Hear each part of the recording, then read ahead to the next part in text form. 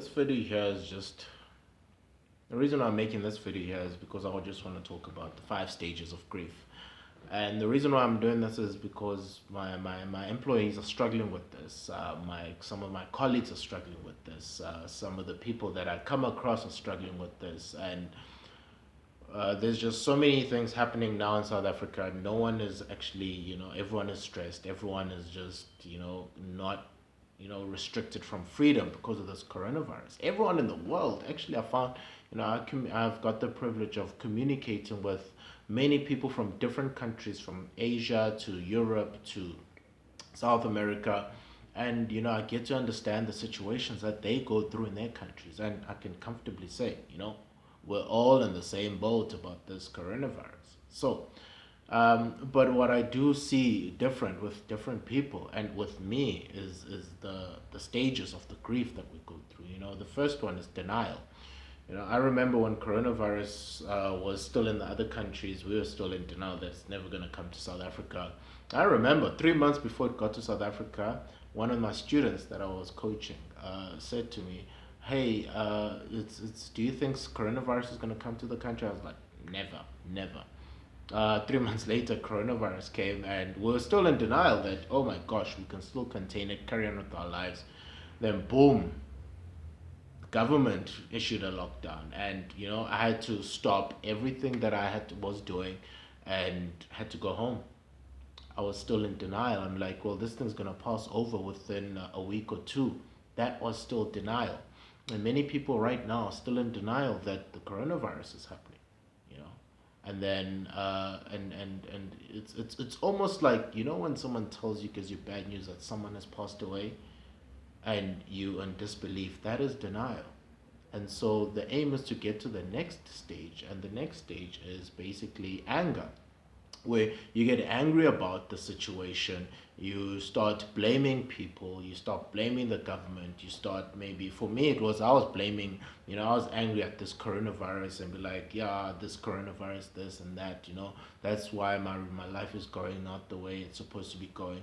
That's the second stage, which is called anger, where you just get angry about the situation, you get really, really, really angry, and it's not a good place to be. And the aim is to get to the third stage, which is basically called depression, where after getting angry, it starts to sink in and you start to get depressed about the whole situation, because you realize that it's actually real. It's actually real, but you're still not accepting it. I know for me, I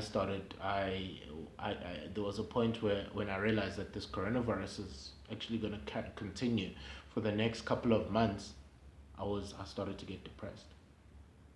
You know, it started to sink in that, okay, I went through the anger phase. Now I was depressed as to, oh my gosh, what am I gonna do? And I know a lot of people right now, they're sitting right there. A lot of people are stuck there as to, they're depressed as to what are we gonna do. South Africa, we're gonna experience some shortages, and we have already started shortages in services, food, and everything else, especially in KZN. And people are depressed right now. They don't know how are we gonna get ahead. And the aim is to really get through that stage there, and you start to they get to the fourth stage, which is bargaining. This is where a lot of people start getting hopeful. They're like they start saying, if it was meant to be, it was meant to be. They start to get positive about it, which is really not the point of this cycle. The point is really not to get positive, because you distort the reality. The aim is to really get to reality. So in the bargaining, you start to really sort of tell yourself that things are going to be okay. Yet you don't even have a plan. You don't even have a grip of reality at this stage. Yeah, you're just being positive, and just being positive is just not going to help you in the situation. The aim is to really get to the point where you get to acceptance, where you accept the reality for what it is, that Corona's here to stay for the rest of the year, and what are you going to do about it while it's still here? So that's the aim, is for you to go from denial to acceptance. and the being able to process through the options, process through everything else. The quicker you get to acceptance, the quicker you face reality for what it is. And once you know what reality is and you understand it, gives you power, gives you power for you to make the next step.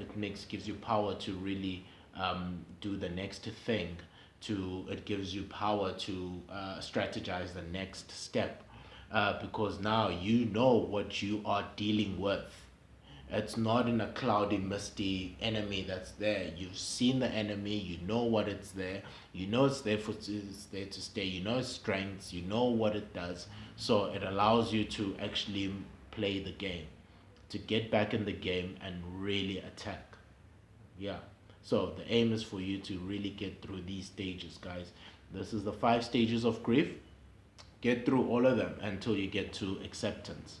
Once you get to acceptance, you're able to let it go. Your mind is able to let the whatever is causing grief go, and you're able to move on to the next step. So guys, let's not be positive. Let's get to acceptance and really be see reality for what it is and move on with our lives.